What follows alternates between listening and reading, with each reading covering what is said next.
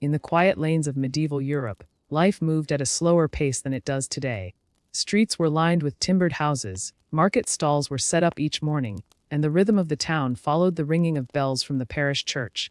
Yet among the many ordinary sights of daily life, there was another feature that stood at the heart of many towns and villages: the devices of public punishment. These devices were not hidden away.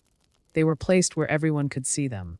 They were not designed for swiftness, nor for drama, but for something quieter, an ongoing reminder of rules, of order, and of discipline. Among the many instruments that existed, such as the pillory or the whipping post, the stocks became one of the most common. The stocks were, at first glance, a simple construction. A pair of upright posts, supporting two boards with holes cut into them for the ankles, and sometimes the wrists. A person placed inside would not be harmed in a violent way, but instead left there, held firmly, exposed to passers-by. In their stillness, they became an object of notice, an example for others. Why would such a slow and uneventful punishment be favored in towns and villages? The answer lies partly in the medieval sense of community. In those centuries, justice was not always about dramatic spectacles. It was about reminders, about gentle yet persistent control. The stocks did not require constant supervision. They did not require elaborate courts or executions. They were simple, and they worked by time itself. Hours could pass, daylight could shift, and all the while, the offender remained quietly restrained, visible to all. Imagine, then, the atmosphere of a medieval town square. The cobblestones uneven underfoot, the scent of bread from the baker's oven drifting across, the low murmur of traders selling their wares. At one side of this square, perhaps in a place slightly raised, the stocks stood. They were not ornate. They were not threatening. They were wooden, sturdy, and almost plain, as though designed to blend into the rhythm of daily life. But to the people of that time, the stocks carried a weight that went beyond their simplicity. They represented the shared values of the town. To offend the rules was to risk being seated in those boards, and once seated, one could not escape the eyes of neighbors, friends, or strangers passing by. It was not the pain of the body that lingered, but the patience of waiting, the dullness of immobility, and the knowledge of being displayed. The slow passage of hours in the stocks could be a kind of meditation, though not by choice. A person might watch the sky shift from morning brightness to afternoon haze. They might hear the bells toll for midday prayers. They might hear footsteps approaching, followed by silence, as others paused to glance and then walked on. And in that stillness they became part of the setting, no different than the well or the market stall. This was, perhaps, the nature of punishment in its most uneventful form. The stocks did not break bones. They did not draw blood. But they did something else. They slowed down the person entirely, binding them into the stillness of wood and time, until hours blended into one another. For us today, it may seem unusual to imagine punishment taking such a passive form. In a modern world filled with movement, speed, and distraction, the idea of being held motionless in public for hours or even days is difficult to grasp. But in the medieval world, stillness was not so foreign. Much of life involved waiting. Waiting for harvests, waiting for trade caravans, waiting for the seasons to change. The stocks simply extended this rhythm of waiting into the realm of justice. Thus, when we begin to explore how medieval stocks were built, it is useful to first understand this world of slowness. Every part of society moved carefully, steadily. A carpenter preparing timber did not rush. A blacksmith hammering iron worked with measured strokes. And just as the making of the stocks was deliberate, so too was their purpose. They were not merely wooden devices. They were a part of the shared imagination of a town. They stood as reminders that life was not only about freedom, but also about restraint. To sit in the stocks was to become a silent lesson, a living symbol that spoke without words. As we drift further into this history, we will see how carpenters shaped the timber, how iron hinges were forged, how each part was joined carefully together. But before that, it is enough to picture the medieval square, with its slow market chatter, the faint clatter of hooves against stone, and there, in the corner, the quiet presence of the stocks. They did not need to move. They did not need to shout. They simply existed, patiently, as the town lived its life around them. And in their patience, they carried out their duty.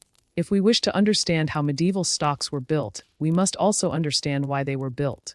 A simple frame of wood with a pair of boards might not seem important at first glance, but in the world of the Middle Ages, its purpose was quietly significant. The stocks existed not only as an object, but as a message. Punishment in those centuries was not always about pain, nor always about removing someone from society. It was often about being seen. The world of the medieval town was a small one. People lived close together. Neighbors knew neighbors. News traveled quickly, not through paper or letters, but but through word of mouth, through whispers across the marketplace, through the quiet conversations at the edge of a churchyard. To place someone in the stocks was, therefore, to place them inside the story of the community itself. The purpose of the stocks was largely twofold. The first was shame. A person sitting in those boards, ankles or wrists firmly secured, could not hide. They became a sight for others to pass by. Some might jeer. Some might laugh. Others might only glance once before continuing their day. But no matter what reaction they received, the person was seen. In an age when reputation mattered deeply, this kind of exposure carried a weight greater than many harsher punishments. The second purpose was deterrence. The stocks did not simply hold one person. They spoke to many others. Each villager who passed by, each child who pointed, each traveler who paused to ask what had happened, was reminded of the rules of that place. The message was subtle. Here are the boundaries of behavior, and here are the consequences for stepping beyond them. The punishment was not loud, but it lingered in the memory. This was part of a broader idea of justice that was less about sudden violence and more about slow endurance. A thief caught stealing bread might be seated in the stocks for a day. A drunkard who caused disorder might spend the night there. Small offenses, often repeated offenses, found their answer in this quiet, immobilizing device. The offender remained still while life carried on around them, a reminder that order was greater than the individual. It is important to notice, too, that the stocks were not always cruel in the physical sense. The wood might be heavy, the position uncomfortable, but compared to whipping or branding, the punishment was light. What it lacked in pain, it made up for in monotony. Hours passed slowly, the body stiffened, the legs grew tired, and in that quiet discomfort, time itself became the punisher. There is also a social aspect worth remembering. In many towns, the stocks became not just a place of discipline, but a kind of gathering point. People might stop by, curious about who had been placed there. Small crowds might form, conversations might arise. The offender became, in a way, a temporary part of the town's entertainment, not by choice, but by circumstance. For some, this was the harshest part of all, not the stiffness of the wood, but the laughter of familiar voices passing by. In rural villages, the stocks might be used less frequently, but their presence alone was a reminder. A set of stocks could stand unused for months, perhaps even years. Yet they did not need constant use to serve their purpose. Their very presence in the square, quiet and empty, suggested the possibility of use. They stood as wooden guardians of order, waiting for the next offense. It is also interesting to note the variety of offenses that could lead to time in the stocks. They were not reserved for the most serious crimes. In fact, those crimes, murder, treason, grave theft, were often punished by harsher means. The stocks were instead for the smaller breaches of daily life: petty theft, cheating in the marketplace, drunkenness, public disturbances, quarrelsome behavior. They were, in a sense, the punishment of everyday disorder.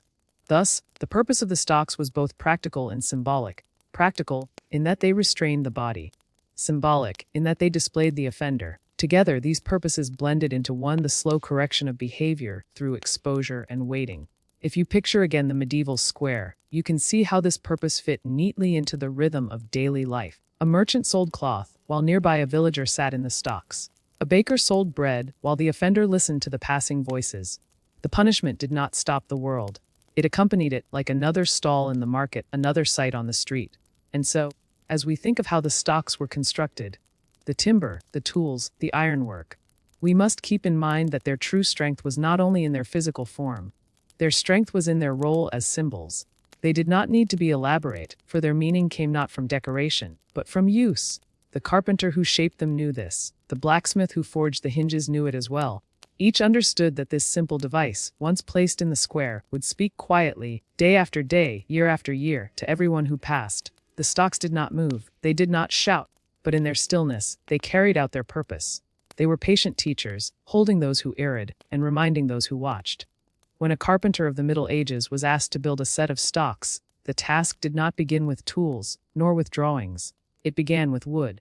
In that world, wood was the most familiar of all building materials. It was everywhere, forming the beams of houses, the planks of bridges, the shafts of carts, and the bowls on the table. To make a set of stocks, the carpenter first needed to choose the right timber. The choice mattered. Not all wood was the same. Each type carried its own character, its own strength, and its own weaknesses. The carpenter, often through years of quiet practice, had learned to see these qualities in the grain, in the color, and in the feel beneath his hand. Oak was among the most favored choices. Strong, dense, and slow to decay, oak provided a kind of weight and endurance that suited the purpose. A pair of stocks built from oak would last many seasons, through rain and snow, through summer heat and autumn winds. The wood held firmly against the strain of hinges and bolts, and its thickness gave it a dignity that matched the seriousness of its task. Ash was another possibility. Though not as heavy as oak, ash was flexible and reliable. Its lighter color gave it a slightly different look, pale and smooth, with a grain that could be pleasing to the eye. Stocks built from ash might not endure quite as long as those of oak, but they carried their own quiet strength, enough for many years of service. Elm was also common in some places. Its interlocking grain made it difficult to split, and though harder to shape with tools, it resisted the cracks that might weaken other woods. An elm stock might feel rougher to the touch, but it stood firm against the weather. There were, of course, other woods: beech, chestnut, pine, but these were less ideal. Softer woods wore down too quickly. Some warped with dampness, others shrank with age. A carpenter who cared for his work would avoid them, preferring the heavier timbers that carried a sense of permanence. Once the type of wood was chosen, the carpenter would then select the actual pieces. This, too, required patience. A timber that had been freshly cut might not yet be ready for use. Green wood, wood that had not yet dried, could warp or twist as it aged. So the carpenter sought timber that had been seasoned, wood that had rested, stacked carefully, and left to lose its moisture slowly over time. The process of seasoning was itself a long, almost invisible work. Logs might be left under shelter for months, sometimes for years, the air moving gently between them. They would lighten as they dried, the grain tightening, the risk of splitting lessening. For the stocks, which needed boards both strong and steady, seasoned timber was the wiser choice. When the carpenter examined the wood, he would look closely at the grain. Straight grain was easier to cut, easier to shape, and less likely to break under stress. Knots, though sometimes attractive in appearance, were weak points. A knot placed near the opening for a wrist or ankle could split under pressure.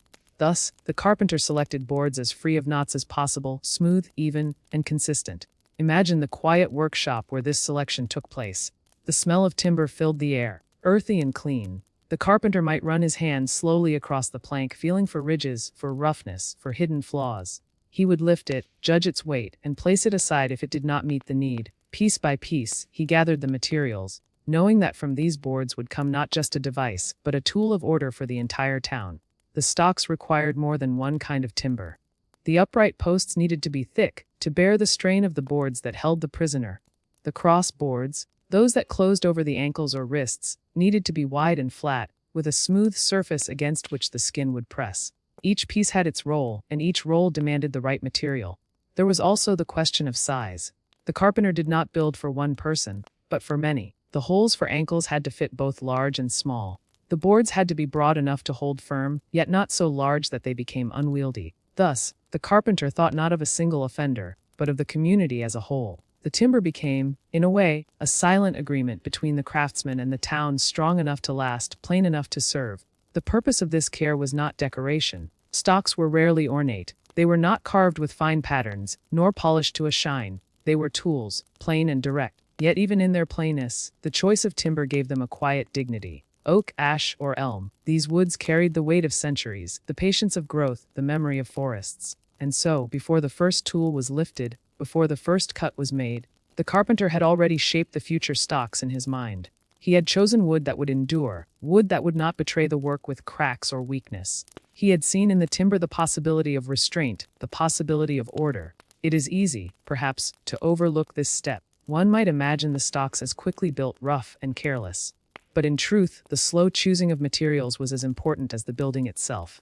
The timber was the foundation, and without the right foundation, the device would not serve its purpose.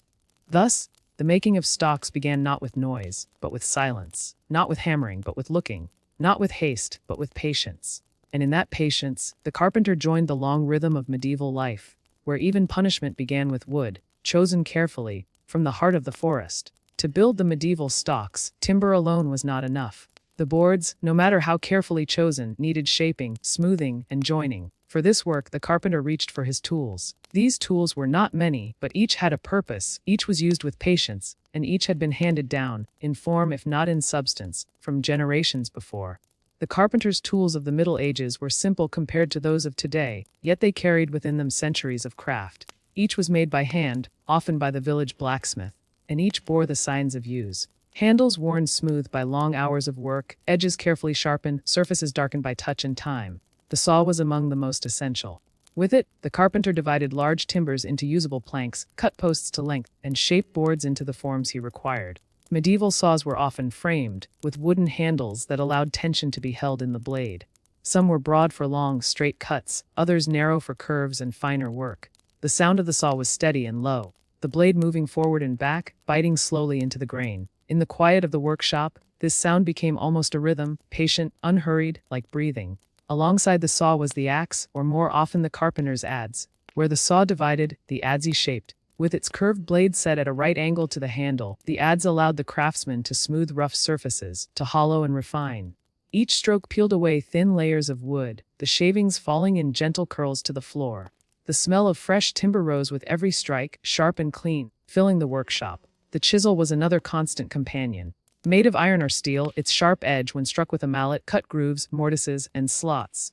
The stocks, with their hinged boards and round openings, required many such cuts. The holes for wrists and ankles, especially, needed careful chiseling after being roughly shaped with augers. The chisel worked slowly, the craftsman guiding it with care, listening to the tap of mallet on metal, feeling the resistance of the grain. To bore those holes in the first place, the carpenter turned to the auger. This tool, with its spiral tip and long wooden handle, was rotated slowly by hand, its metal point digging deep into the timber. Augers were not quick, but they were steady, creating smooth, round openings that could later be refined. For the stocks, augers allowed the carpenter to begin the circular spaces where necks, wrists, and ankles would rest. The hammer and mallet also played their part. The hammer, smaller and sharper, drove nails, tacks, and iron fittings into place. The mallet, broader and wooden, struck chisels and adjusted joints without splintering the timber. Each blow was measured, not hurried, for wood responded best to patience. Too harsh a strike could split it, too soft a strike could fail to move it. In the carpenter's hand, the hammer and mallet became extensions of his own rhythm. Then there was the plane, a tool used to smooth boards into evenness. The medieval plane was simple, a block of wood with a metal blade fixed at an angle. The carpenter pushed it across the timber, and with each pass, a thin shaving curled away, revealing a smoother surface beneath. For the stocks, where skin would press against the boards, the plane ensured that splinters and sharpness were removed, leaving only the firmness of wood. To measure his work, the carpenter relied on tools even simpler still. The chalk line, stretched and snapped, marked straight cuts.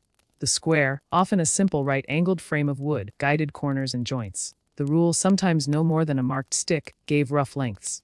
Precision in the medieval sense was not exact as in modern carpentry, but it was enough. The stocks did not demand mathematical perfection. They demanded sturdiness, symmetry, and smoothness. It is worth pausing to imagine the carpenter's workshop itself. A low-roofed building, beams dark with smoke from the nearby hearth, walls lined with tools hung on pegs or leaning against benches. Light streamed in through a small window or open doorway, catching dust motes in the air. On the floor lay shavings in pale heaps, soft underfoot. The smell was of oak, ash, elm, and sometimes pine resin from the fire. The tools rested quietly until called upon, each waiting for the hand that knew its weight and balance. The carpenter did not rush. His tools were not machines. They demanded time, strength, and rhythm. To cut a single plank took many minutes. To shape a hole for a wrist might take an hour.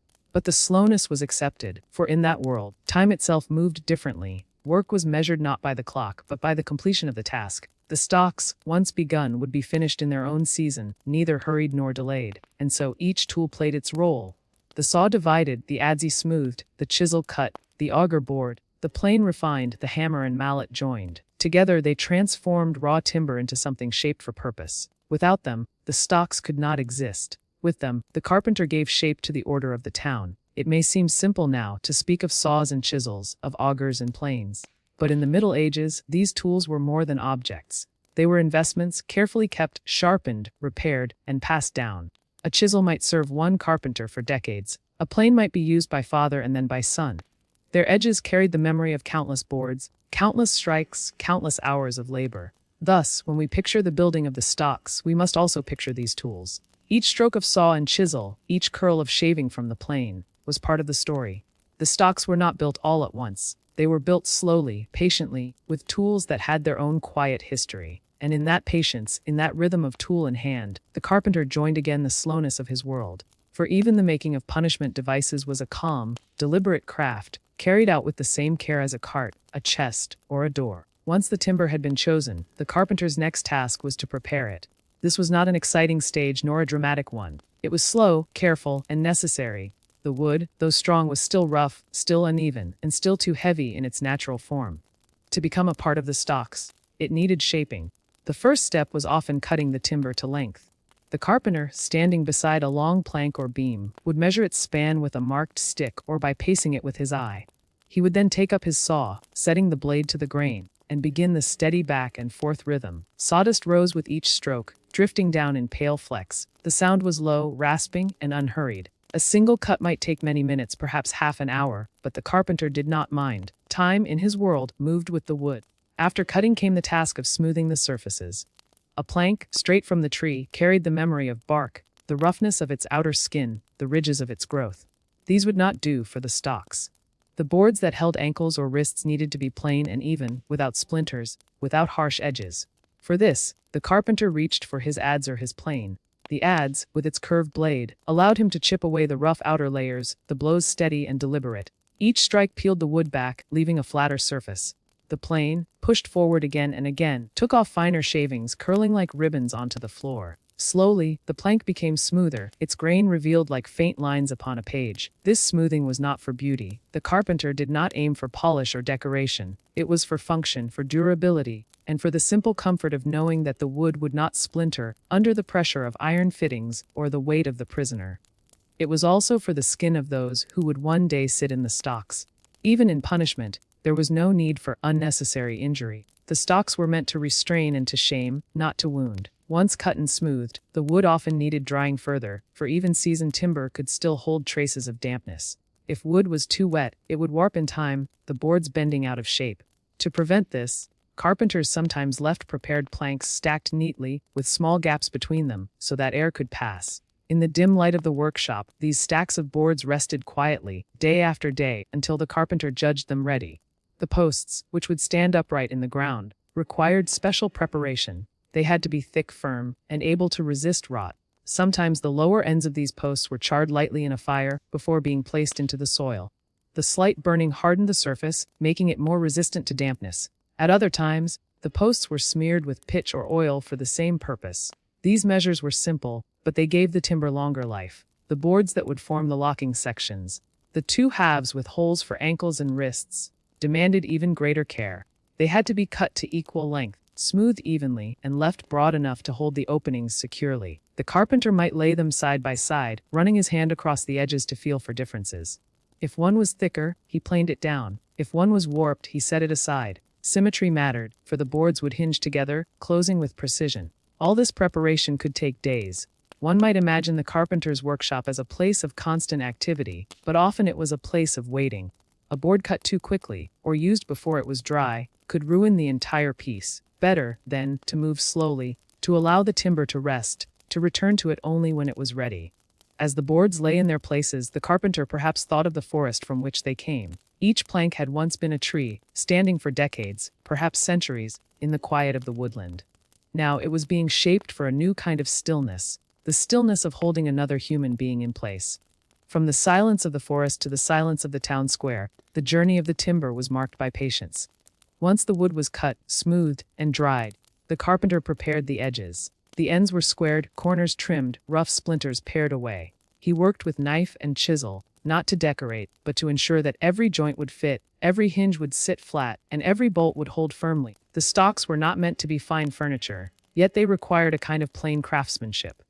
A loose joint or crooked board would not endure, and endurance was the very essence of their purpose. By the time this preparation was complete, the timber no longer looked like rough logs, nor yet like finished stocks. It was in between, half-formed, waiting. The planks rested neatly, the posts stood ready, the shavings were swept into corners. The workshop carried a faint scent of fresh wood, sharper now that the inner grain had been exposed. The tools, for the moment, hung quiet again on their pegs. In this stage, the work was less about making and more about readiness. The carpenter did not rush to assemble. He paused, checked, and considered. Each plank was lifted, turned, and set down again. Each post was tapped, weighed, and judged. Slowly, the image of the stocks grew clearer, not in the wood itself, but in the carpenter's mind. Preparation was, in many ways, the heart of the process. A poorly chosen plank, a damp post, an uneven surface, any of these could spoil the whole. By moving slowly, the carpenter avoided such errors. In the quiet world of the Middle Ages, where tasks were measured by seasons rather than hours, this slowness was not a hindrance, it was simply the way of things. And so, with timber prepared, the next stage awaited the building of the frame. but that, too, would come in its own time. For now, the wood lay ready, silent, patient, just as the carpenter himself worked in patience, shaping not only wood, but the order of his town. With the timber chosen and prepared, the carpenter could begin the next stage, building the frame of the stocks. This was the skeleton, the foundation upon which the rest would stand. It was not the most intricate part, nor the most visible, but it was the part that gave the stocks their strength and their endurance. Without a steady frame, the boards would not hold. Without steady posts, the entire device would falter. The frame began with the upright posts. These posts were usually thick beams, cut from oak or elm, sturdy enough to endure not only the pressure of the boards, but the strain of time and weather.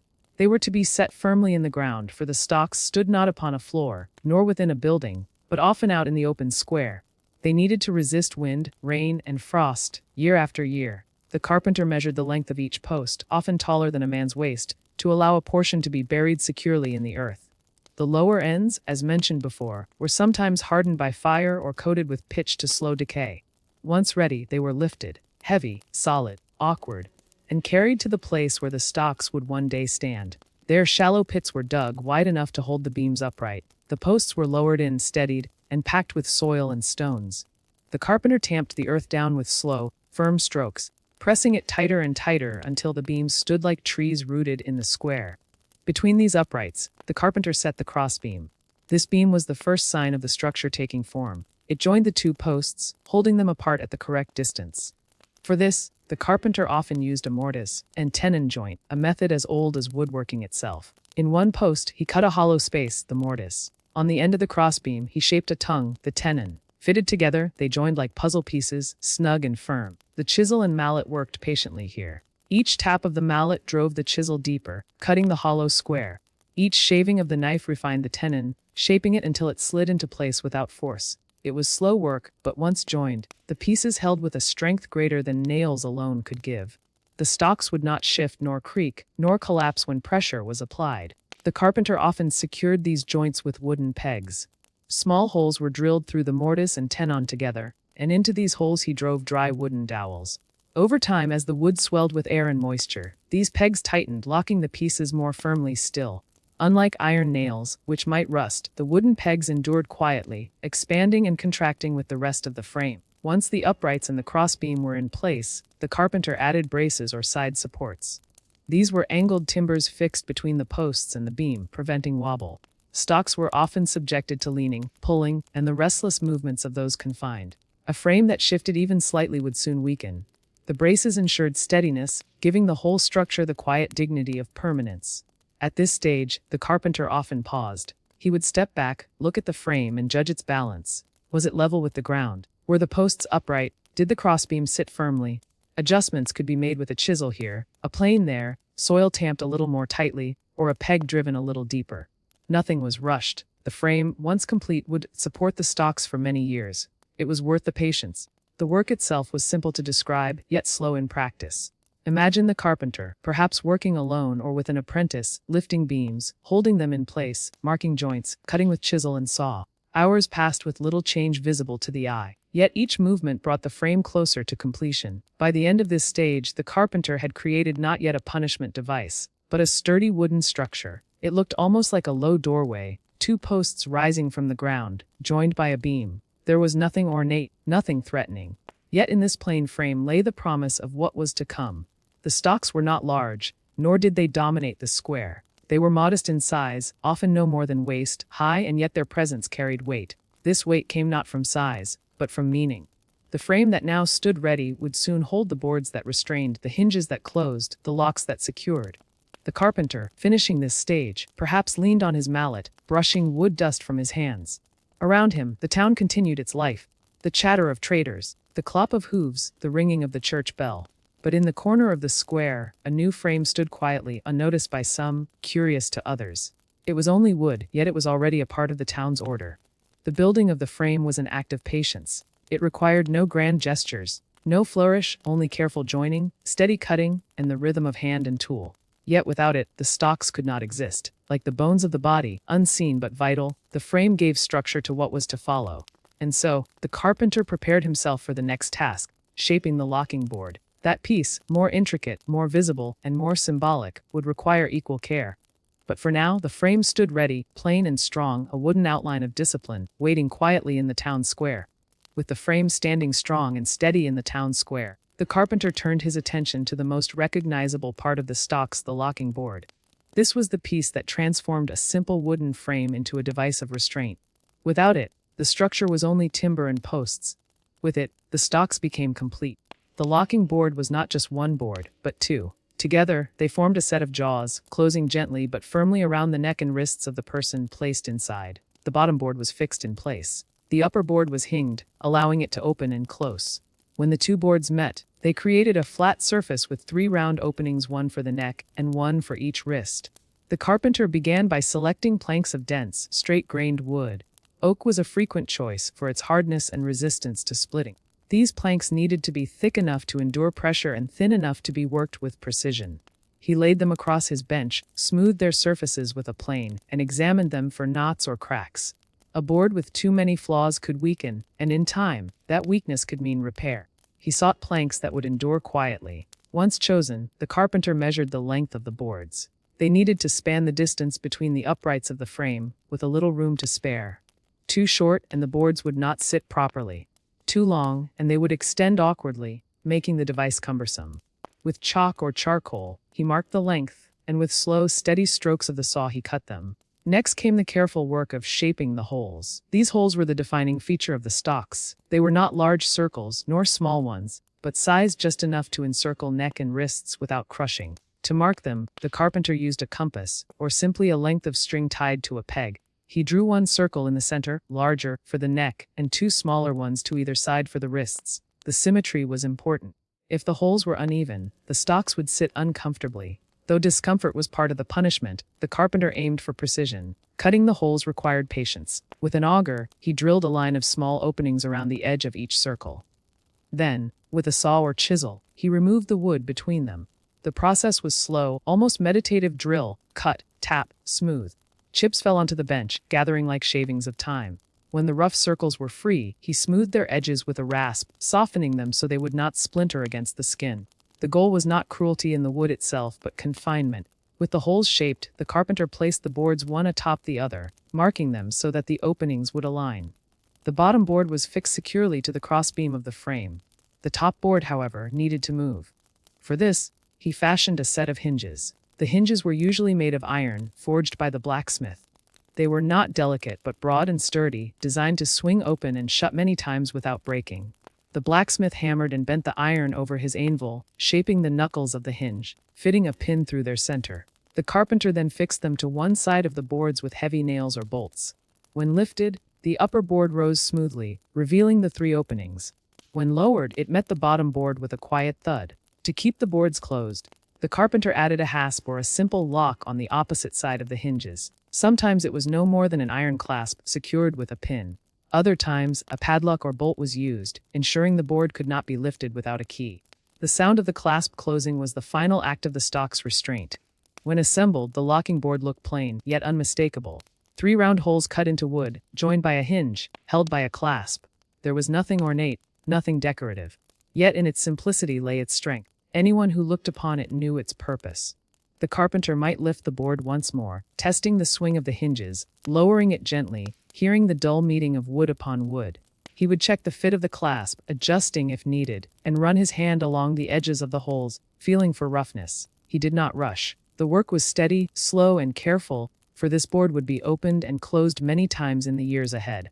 At last, with the locking board complete, the stocks had taken on their true shape. No longer just a frame, they were now a device that could hold. The 2 boards, plain as they were, transformed wood and iron into something more, a place of public shame. And yet even here there was no grandeur. The carpenter had not built a monument, nor a spectacle. He had built something functional, something modest, something that would stand quietly in the square. Its power lay not in design, but in presence. The townsfolk, seeing it, might pause a moment. They might glance at the openings, imagining neck and wrists confined. Then, just as easily, they would turn away, continuing with their market errands, their daily trade, their lives. The stocks were not strange to them, but ordinary, a part of the fabric of order. The locking board, plain though it seemed, had now given the stocks their voice. It was the piece that would open and close, again and again, throughout seasons and years. It was the piece that made the frame more than wood. and as it stood, freshly made, it waited quietly for the blacksmith's final fittings. The hinges strengthened, the clasp secured, the bolts tightened. In time, the stocks would be used. But for now, they stood still, a new shape of justice in the town square, silent, ordinary, and ready. The wooden frame and the locking board were nearly complete, but the carpenter knew that wood alone was never enough. Wood could swell in damp weather, shrink in dry air, and wear with use.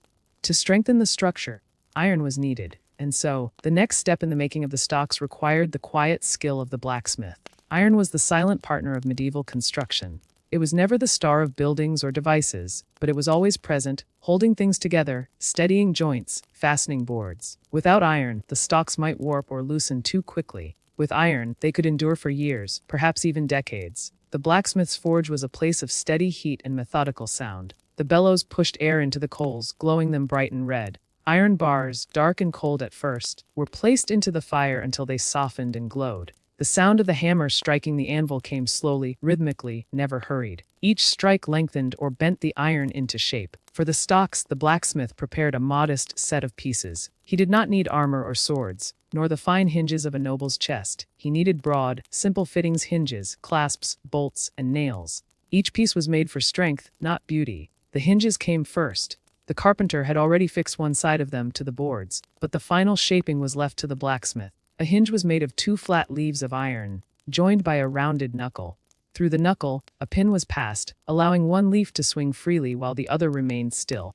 The blacksmith heated the iron, hammered it flat, and bent it into shape. The knuckles were rolled carefully around a rod, then fitted together, one leaf interlocking with the other. The pin slid through the center, holding them in place. Once cooled, the hinge looked simple, almost plain. Yet its strength was in that plainness. It could swing open and closed hundreds of times without breaking. The carpenter would later attach one leaf to the upper board and the other to the frame so that the locking board could move smoothly. Next came the clasp or hasp. This was the piece that would keep the boards shut. It was often no more than a short strip of iron, bent into a loop on one end, with a slot or hole for a pin on the other. Sometimes, if the town had the means, a padlock might be used, forged with a key. But more often, a simple iron pin was enough. The blacksmith shaped the hasp, hammering it slowly, curving the ends, punching a hole through with a chisel. The bolts and nails were prepared last. These were the smallest parts, yet just as necessary. Iron nails held the fittings against the wood. Bolts passed through the uprights, fastening the boards more firmly. Each one was made by hand, heated in the fire, hammered into a long, straight shaft, and finished with a head flattened against the anvil. When cooled, they were carried in a small basket, ready to be used.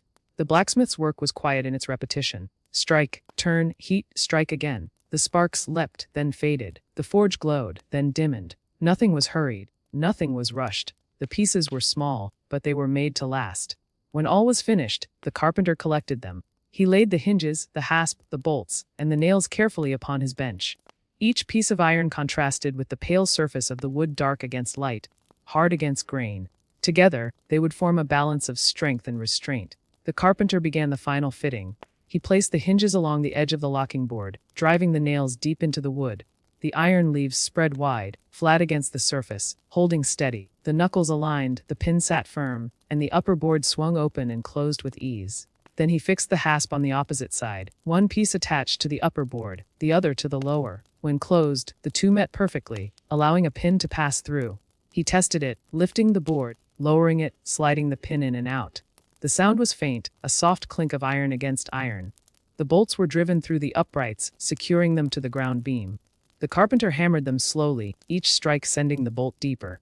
On the other side, the ends were clenched, bent flat to hold them firm. The stocks grew heavier, sturdier, less likely to shift. When at last the work was done, the carpenter stepped back. The wood stood upright, smoothed and fitted. The locking board opened and closed with quiet precision. The iron held everything together, dark lines against pale timber. There was no ornament, no decoration, only the plain meeting of wood and iron, shaped by hands, tested by time. Yet in its plainness, the stocks had become complete. The carpenter might open the locking board once more, letting it rise gently, then close it, letting it fall with a muted sound. The iron clasp clicked, the pin slid home. The structure stood firm. Around it, the town square carried on as usual. Merchants called their prices, children ran across cobblestones, women carried baskets. Few stopped to notice the new device standing quietly nearby. To them it was simply another object in the square, as ordinary as a well or a market stall. But to the carpenter and blacksmith, it was the result of patient labor, wood chosen, shaped, joined, strengthened by iron. The stocks were not yet used. That would come later, when the need arose. For now they stood silent, their iron fittings glinting faintly in the light, their wood pale against the stones, their purpose clear though unspoken. The work of hands had made them. The work of time would keep them, and as evening settled, the stocks stood quietly in their place, a new presence in the long life of the town square. The work of many days now came together. The carpenter had shaped the timber. The blacksmith had forged the fittings. Each part rested on the bench, waiting to be joined. The frame, the locking board, the iron hinges, the clasp, the bolts, and the nails, all lay still and separate. Now came the slow work of assembly, when each piece would be brought into its place.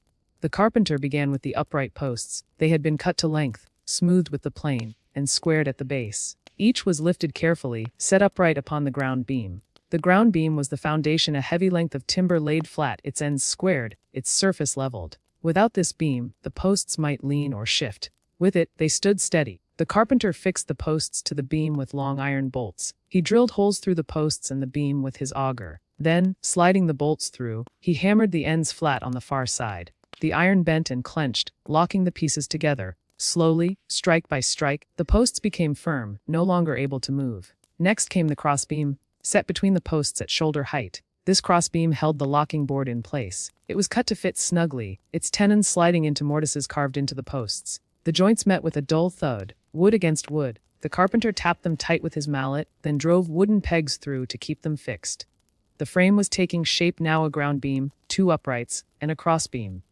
It stood quietly in the workshop, plain but steady. The carpenter ran his hand along the wood, feeling the joints, testing their hold.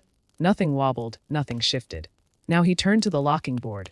This was the piece most often imagined when one thought of stocks, the heavy timber with holes cut for neck and wrists. It had been planed smooth, the holes carefully measured. The edges had been sanded so they would not cut into the skin. The carpenter lifted it, feeling its weight. He brought the locking board to the frame. At one end, he set the hinges, their leaves spread wide upon the wood. He marked each nail hole with his awl, then tapped the nails in one by one. Each nail went deep, its head pressed flat against the iron. The hinge became part of the board, no longer separate. The other leaf of the hinge was set against the crossbeam. More nails were driven, more iron fixed. When finished, the board could swing freely, up and down, guided by the hinge pin. The carpenter tested it, lifting the board slowly, letting it fall closed again. The sound was quiet, a muted thud of wood, a faint clink of iron. On the opposite side, he fixed the clasp and hasp. The lower half was nailed to the crossbeam, the upper to the locking board. When the board came down, the two halves met, their holes aligned. Through these, an iron pin could slide, holding the board closed. The carpenter tried it, lowering the board, slipping the pin into place. It held firm. Lifted again, the pin slid free. The stocks were nearly complete. Still, the carpenter checked each joint. He tapped the uprights, tested the crossbeam, swung the locking board once more. Each part moved or held as it should. The bolts gripped, the hinges turned, the clasp aligned. The final nails were added, small heads hammered into the surface, strengthening weak points. These were not visible from afar, but they gave the structure firmness. The carpenter stepped back, studying his work from every side. The frame was square. The locking board swung easily. The iron fittings shone dark against pale wood.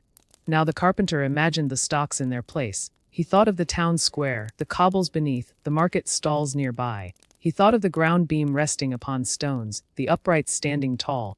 He thought of the locking board rising and falling, the clasp securing it shut.